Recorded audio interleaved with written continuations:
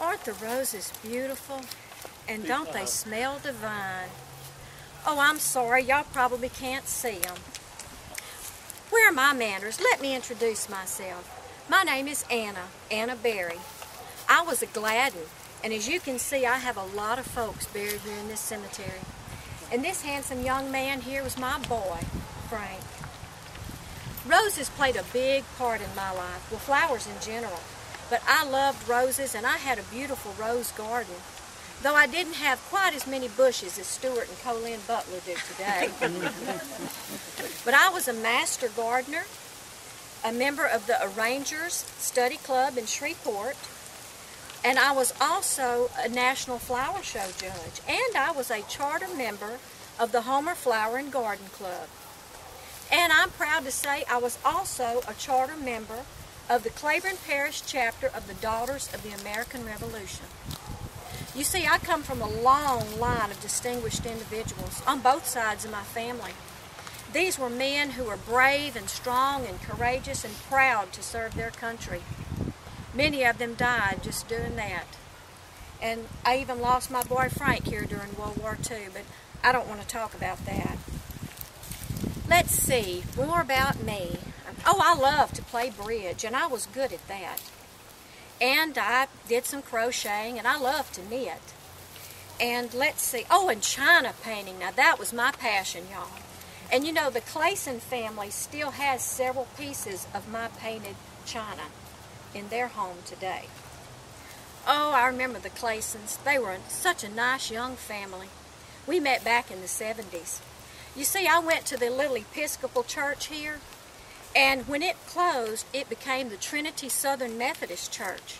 And I still went to church there. And we had really good Bible studies, but I don't know, I was just a little out of sorts about the whole thing. You know, what with being Episcopal one Sunday and Methodist the next. But the Claysons invited me to go to church with them in Minden at St. John's. And I did. And I enjoyed that. And you know, we got to be pretty close over the years, and they treated me like a member of their family. Most Sundays they would come and pick me up, but sometimes I would just insist on driving my car and picking them up. But they seemed to prefer it the other way.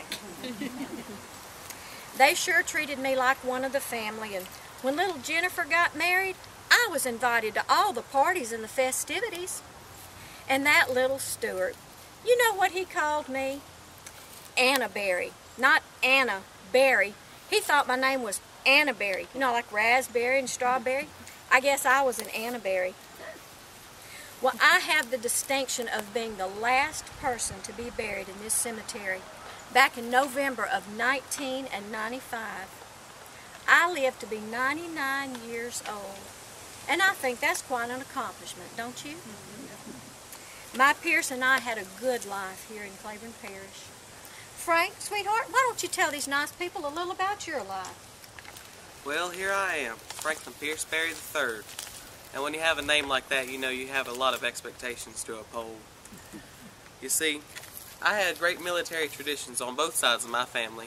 Of course you've heard of them. You haven't? Well, let me tell you.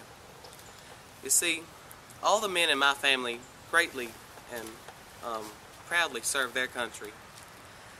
Several of them died doing it. Many of my great-grandfathers were influential in the military. My great-uncle actually died. He was in the Mexican War and also a brigadier general in the Confederacy.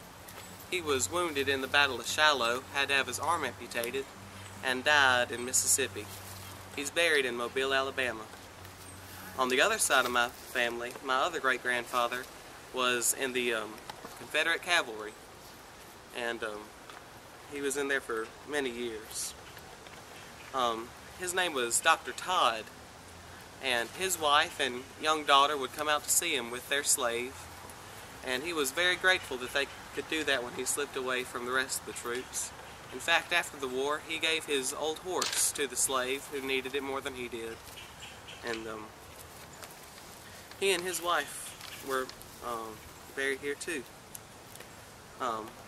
Both of my great-grandfather's descendants, their sons, their grandsons, and even their great-grandsons join the military in their time. So naturally, when my call was heard, I joined it proudly. I was in the Army Air Corps. I was an instructor in gunnery and dive bombing. But sadly, I died when I was 22 in a training accident in Florida. Now you may be wondering why I'm not wearing my uniform. Well, honestly, I was happiest just roaming the woods around my house, because I was raised near here. Now once I died, my dear mother took good care of my Estelle, my bride, and she, though she remarried, was buried here beside me, and I was very grateful for that. Now, that's really the end of my story. I'm proud to have served in my military and served my country, but I wish I could have lived a longer life with my Estelle here in Homer.